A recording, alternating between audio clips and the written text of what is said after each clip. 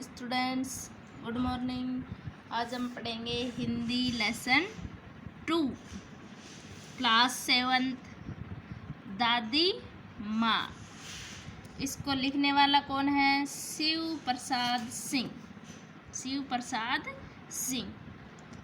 गद्यांशों की सप्रसंग व्याख्या एवं अर्थ ग्रहण संबंधी प्रश्न उत्तर। कमजोरी ही है अपनी, पर सच तो यह है कि जरा सी कठिनाइयाँ पड़ते बरसों गर्मी, बरसात और वसंत देखने के बाद भी मेरा मन सधा नहीं तो प्राय अपना सा हो जाता है। मेरे शुभ चिंतक मित्र मुँह पर मुझे प्रसन्न करने के लिए आने वाली छुट्टियों की सूचना देते हैं और पीठ पीछे मुझे कमजोर और जरा सी प्रतिकूलता से घबराने वाला कहकर मेरा मजाक उड़ाते हैं। मैं सोचता हूँ, अच्छा अब कभी उन बातों को सोचूंगा। ठीक है, जाने दो, सोचने से होता ही क्या है। पर बस मेरी आँखों के सामने सर्द की शीत किरणों के समान स्वच्छ शीतल किसी की धुंधली छाया नाच उठती है।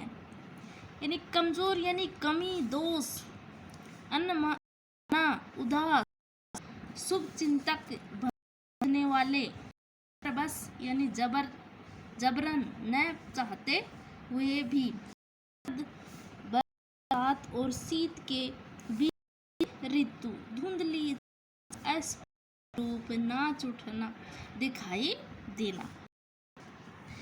चंद्र यव प्रश्न। प्रस्तुत गद्यांश हमारी पाठ्य पुस्तक बसंत के दादी माँ नामक पाठ से लिया गया है। इसके लेखक शिव प्रसाद सिंह हैं। लेखक ने यह दादी माँ की याद में अपनी मन स्थिति का वर्णन किया गया है। व्याख्या। लेखक कहता है कि आज एक नहीं 20 वर्ष हो गए हैं। जीवन में थोड़ी सी परेशानी आती है तो मन परेशान हो जाता है। मुझे उदास देखकर मेरे शुभचिंतक मित्र आने वाली छुट्टियों की सूचना देते हैं, जिससे कि मैं प्रसन्न हो जाऊं। साथ ही विषम परिस्थिति में वे मेरा उपहास भी उड़ाते हैं। वे कहते हैं कि यह परेशानियों में घबराने वाला है।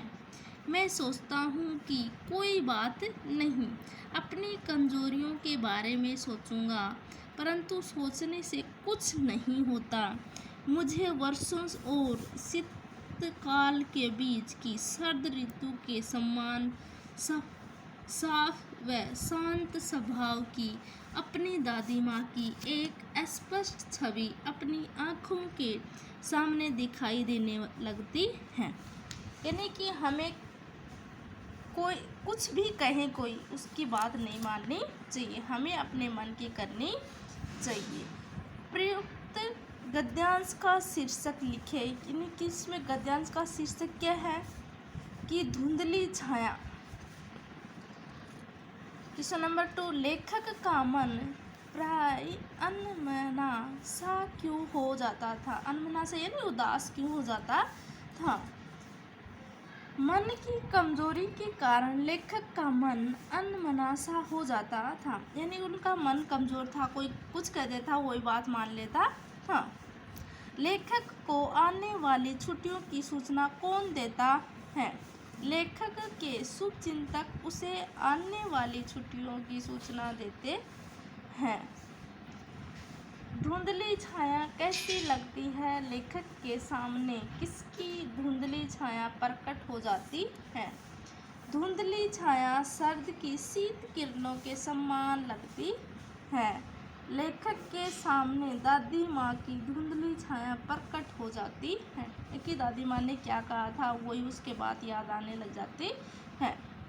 आज का हमारा टॉपिक यही होगा। इसको शब्दार्थ, प्रसंग, व्याख्या और क्वेश्चन आंसर अपनी कॉपी में राइट करें। Right and learn. Thank you.